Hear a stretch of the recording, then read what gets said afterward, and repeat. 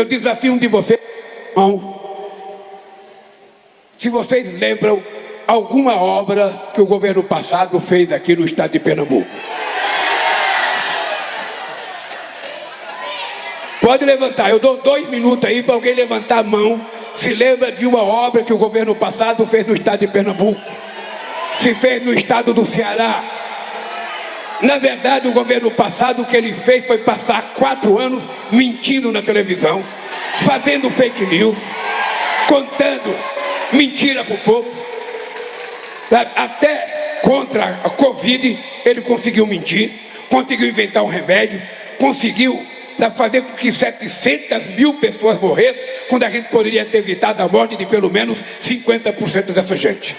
Então o compromisso que vocês têm que ter não é comigo não, é com os filhos de vocês, é com os netos de vocês, é com os pais de vocês. A gente não pode votar em qualquer tranqueira para governar esse país. É preciso votar em gente que tenha compromisso, é preciso votar em gente que tenha dignidade, é preciso votar em gente que tem o direito de olhar para vocês, olhando nos olhos de vocês. Porque esse país não pode mais sofrer o retrocesso que nós sofremos nos últimos 6 anos. Não pode mais.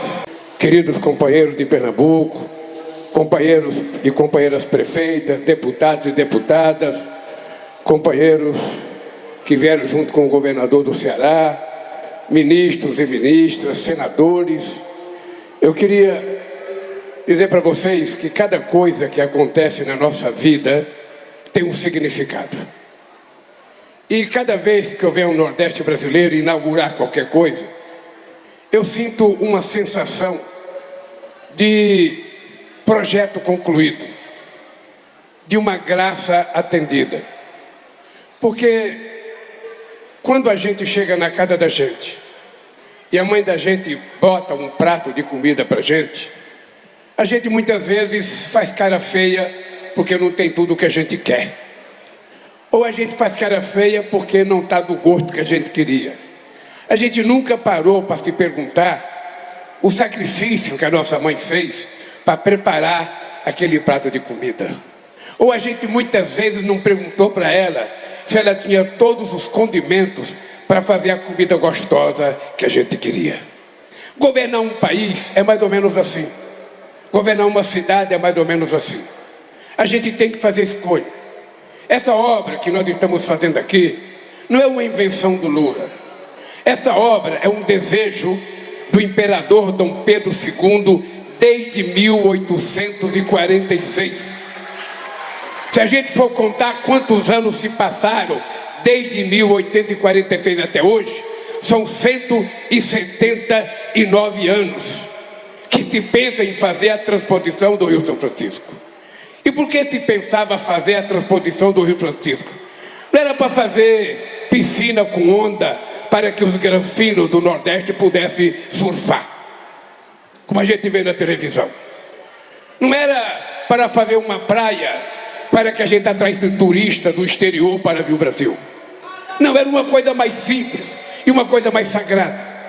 A transposição das águas do Rio São Francisco tinha como objetivo dar aquilo que Deus dá a todo mundo, que é um copo d'água para beber para 12 milhões de pessoas que viviam no semiárido brasileiro. Era apenas isso. E por que eu tomei a decisão de fazer as obras do Rio São Francisco? É porque eu sei o que é ir para um açude sujo, pegar água para beber. Eu sei o que é colocar uma água num pote para sentar, para não comer, não tomar ela com caramujo, ou com fezes de cabrito, de cachorro, de gato, de cavalo. Eu sei o que é isso. Eu sei o que é tomar água sem tratar, sem filtrar.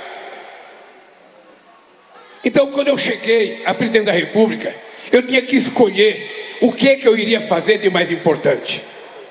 E eu tinha uma imagem da minha mãe saindo de Caetés.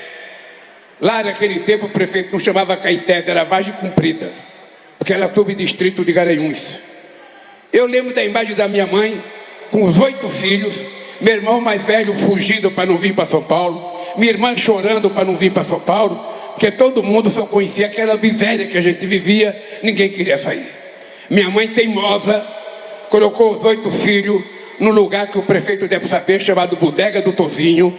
A gente ficou lá esperando 2 dias para chegar um pau de arara, pegamos um pau de arara, 13 dias para chegar em São Paulo. E minha mãe veio não apenas para matar a fome dos filhos, ela veio para encontrar o marido dela, que tinha deixado ela quando ela engravidou desse que está falando com vocês. A minha mãe veio na expectativa de encontrar com meu pai. Quando nós chegamos em Santos, qual foi a surpresa da minha mãe? Meu pai tinha casado com outra mulher e já tinha uma penca de filhos. A minha mãe não teve dúvida. Com 8 filhos, ela teve a coragem de se separar do meu pai. E nunca mais olhou para a cara dele. E ela sozinha criou os 8 filhos e conseguiu fazer com que um deles chegasse à presidência da República desse país. Pois bem, quando eu cheguei à presidência da República, eu tinha na mente aquela imagem de ver gente sofrendo, andando léguas para pegar um pote d'água. E eu falei, nós temos que resolver esse problema. Era uma situação difícil, porque nós tínhamos estados que eram contra. Naquele tempo a Bahia era contra, naquele tempo Alagoas era contra, naquele tempo Sergipe era contra. Então os presidentes da República iam no Ceará, prometia fazer a transposição de água para o governador. Quando chegava na Bahia, desmentia. Ia, sabe, em Pernambuco, prometia, depois desmentia. Ia no Rio Grande do Norte, prometia, depois desmentia. Eu resolvi fazer e enfrentar todas as adversidades do mundo. E veja que coincidência. Nós tomamos a decisão de fazer essa obra e eu queria inaugurá-la ainda no governo da presidenta Dilma. É que nem sempre a gente tem todo o dinheiro que a gente precisa. Mas a coisa mais sagrada, e aqui um recado para os prefeitos e para os governadores, é que a gente está fazendo a primeira parte da obra, que é trazer a água. Agora essa água tem que chegar nas casas. E aí precisa o governador e os prefeitos participarem. Essa obra tem que chegar nas casas. Essa obra tem que chegar no pequeno agricultor. Porque o grande tem dinheiro para comprar trator, tem dinheiro para comprar motor, tem dinheiro para comprar bomba. O pobre não tem.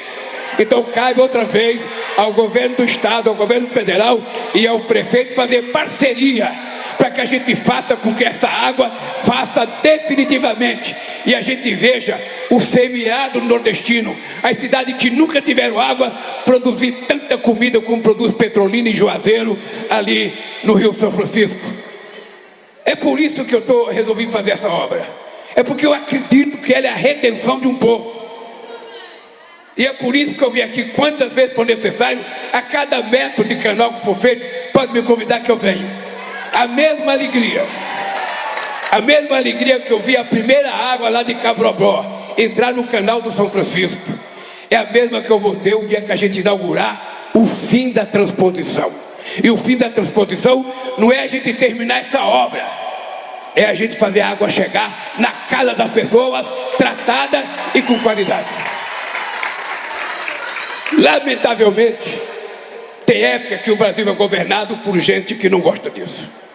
E eu tenho uma coisa na minha cabeça que é o seguinte: para cuidar da parte mais pobre do Brasil, você não governa com a cabeça. Ou você tem coração, ou você tem sentimento, ou você não governa. Porque quando você pensa em fazer uma obra dessa, os técnicos, os famosos técnicos, começam a dizer para o presidente: não, presidente, isso não tem perspectiva econômica, isso não tem viabilidade econômica, presidente. Para que gastar 12 bilhões, 15 bilhões, 20 bilhões para levar água para um povo? Deixa eles vir para São Paulo trabalhar de pedreiro, para construir pontos, para ter pedreiro. E eles não sabiam que eu não queria mais que a gente fosse para lá para trabalhar de pedreiro. É por isso que nós fizemos universidade, para ele ir lá trabalhar de engenheiro, ir lá trabalhar de médico, e lá tem mais importante. E essa obra vai garantir que daqui a uns anos esse povo daqui só vá para São Paulo para turismo, não vá para procurar emprego, não vá para morar. É por isso que eu resolvi fazer essa obra. E a cada metro quadrado que é inaugurado, eu fico feliz. Eu espero, Valdez, que a gente possa concluir. Tem uma coisa que eu tenho que acabar, que é o tal do cinturão, o cinturão do Ceará, o cinturão d'água. Porque se a gente não acabar, Rui, nós vamos ter que pegar o Oceano Atlântico para levar para o Ceará. Mesmo estando perto, nunca vi um estado beber tanta água como o Ceará. Pois nós vamos matar a sede do povo cearense com a transposição das águas do Rio São Francisco. Essa é uma coisa muito importante. Outra coisa importante que foi anunciada foi essa questão da chamada Nordeste. Por isso, eu fico muito feliz com o fato da Universidade Federal querer fazer uma extensão aqui em Lajedo para que vocês tenham o direito de ter perto da... Eu tenho, aliás, Lajedo foi a primeira cidade que eu vim a Pernambuco em 1979, junto com o Marcos Freire, junto com o Java Vasconcelos. Foi a primeira vez que eu voltei a Pernambuco depois de 1972. Depois de 52, a primeira vez que eu voltei a Pernambuco foi em 79. E eu fui a Lajedo, aqui Papá e a Garanhuns. Então, querido companheiro de Salgueiro, o erro não foi tão grave porque eu citei uma cidade pernambucana e não uma cidade parisense aqui, para vocês não ficarem chateados. Então, é extremamente importante que a gente consiga fazer nas cidades polos, sabe, institutos federais, universidades, para que a gente tenha nas nossas crianças a formação que a gente não teve oportunidade de ter. Mas além da transposição, além do informe do BNDES e dos ministérios aqui, dessa chamada para investimento em indústria, além da faculdade, tem uma outra notícia que eu quero dar para vocês, que é o seguinte. Nós mandamos para o Congresso Nacional, essa semana, nós mandamos uma medida provisória. Você sabe que medida provisória ela começa a ter valor na hora que a gente entrega ela na Câmara. E nós mandamos uma medida provisória que vai mexer com a vida de vocês. Ou seja, vocês sabem que nós temos uma tarifa para energia elétrica para as pessoas mais pobres. Nós aumentamos essa tarifa, ou seja, quem consome até 80 kW e ganha como renda per capita meio salário mínimo, ou seja, se na família, a soma de todos, der meio salário mínimo para cada um, as pessoas vão pagar só, sabe, depois que consumir 80 centavos. Então quem consome até 80 não pagará nada. Isso vale a partir de agora. Mas tem mais. Isso vai atingir mais ou menos 60 milhões de pessoas. Tem mais. Mas se na sua família você juntar todo mundo e a renda per capita der entre meio e um salário mínimo, você vai ter desconto até 120 kW. Isso significa que nós vamos atender aproximadamente 100 milhões de pessoas que vão pagar menos energia nesse país. E mais importante, é que a partir do ano que vem, vai ter uma licitação, vai ter uma concorrência, e todo mundo vai poder escolher qual é a empresa que oferece a energia mais barata. Porque hoje eu não sei se vocês sabem, o povo pobre paga proporcionalmente mais energia do que o rico. O rico, ele compra energia no Mercado Livre. E ele paga metade do que paga o povo pobre que pega, sabe, para energia controlada.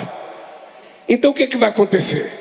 Você que tem um pequeno mercado, uma pequena loja, você vai poder escolher a empresa que você vai buscar energia e você vai sempre procurar mais barata. Essa não é uma coisa fácil de ser aprovada no Congresso Nacional, não. Porque toda vez que a gente quer promover o pobre e aumentar um pouquinho a receita, o pagamento dos ricos, tem sempre muita gente contra.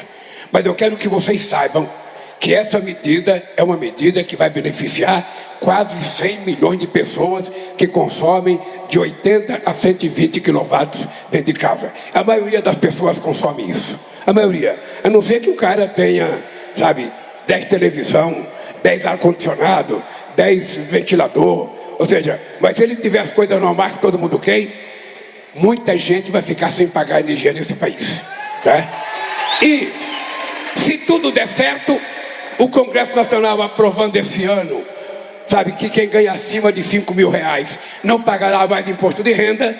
Isso vai significar mais dinheiro no bolso das pessoas mais necessitadas nesse país.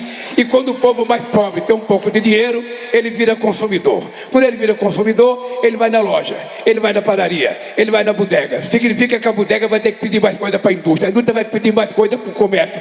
E assim a economia vai crescendo, assim o salário vai melhorando, a vida das pessoas vai ficando melhor e todo mundo voltará a ser feliz nesse país. Porque vocês vão ter que assumir um compromisso comigo. Vocês vão ter que assumir um compromisso comigo. O Rui Costa falou apenas de um pouco das coisas que nós pegamos paralisadas aqui. Mas nós pegamos, foi 87 mil casas da minha vida paralisadas. Nós pegamos quase 3 mil creches paralisadas nesse país. Porque tudo que ele sabia fazer era mentir, era fake news, era contar mentira, era tentar ficar no gabinete do ódio o tempo inteiro. A diferença entre nós e ele é que nós queremos apresentar obras, nós queremos apresentar melhoria na vida de cada companheiro desse país. Nós agora acabamos de fazer uma coisa importante no Rio Grande do Sul. Nunca um estado recebeu a quantidade de recursos que nós mandamos para o Rio Grande do Sul com aquela enchente. Você pode saber, Mano do Ceará e Raquel, que nós assumimos um compromisso. Quando nós fizemos para o Rio Grande do Sul, daqui para frente a gente vai ter que fazer com todos os outros estados, porque ninguém é melhor do que outro aqui. Todo mundo é igual. Por isso, gente, eu estou feliz. Eu vou sair daqui e vou para Paraíba. Na Paraíba vamos inaugurar um outro trecho da transportação. E eu espero, até chegar ao final do meu mandato, a gente poder inaugurar tudo que for obra, inclusive a Transnordestina, que é um compromisso meu com o Dr. Miguel Arraes. Um compromisso, eu quero dizer para vocês que a Transnordestina foi um pedido do Arraes para mim. Em 1989, a gente foi visitar a mãe dele na cidade do Crato, que estava com 90 anos na época, e na volta ele falou assim para mim: ô Lula, se você ganhar as eleições, faça a Transnordestina. Eu ganhei e comecei a fazer. Era para estar pronto em 2012. Mas por N problemas não acabou. Quis Deus que eu votasse para acabar a Transnordestina e fazer com que o povo tivesse poder. No mais, companheiros e companheiras, obrigado pelo carinho, obrigado, gente, obrigado, Raquel, obrigado, João, obrigado, deputado e senador daqui. E até a próxima vinda, se Deus assim o permitir. Um abraço, gente, um abraço.